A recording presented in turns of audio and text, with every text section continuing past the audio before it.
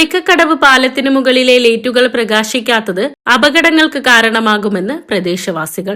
ദിനംപ്രതി നൂറുകണക്കിന് വാഹനങ്ങൾ പോകുന്ന പാതയാണിത്. കൂടാതെ തീരദേശത്തുനിന്ന് ദേശീയപാതയിലേക്ക് പോകുന്ന പ്രധാന പാതയും കൂടിയാണിത്. വിദ്യാർത്ഥികളും കാൽനടയാത്രക്കാരും സഞ്ചരിക്കുന്ന ഈ പാതയിൽ അമിത വേഗതയിൽ വരുന്ന വാഹനങ്ങൾ അപകട ഭീഷണിയാണെന്നും പാലം നിർമ്മാണം പൂർത്തീകരിച്ചതു മുതൽ ക്യാമറ സ്ഥാപിക്കണമെന്ന ആവശ്യം ഇതുവരെ നടപ്പിലായിട്ടില്ലെന്നും പ്രദേശവാസികൾ ആരോപിച്ചു. ഇപ്പൊ നമ്മള് പുളിക്കക്കടവ് പാലത്തുമ്മല നിൽക്കണേ.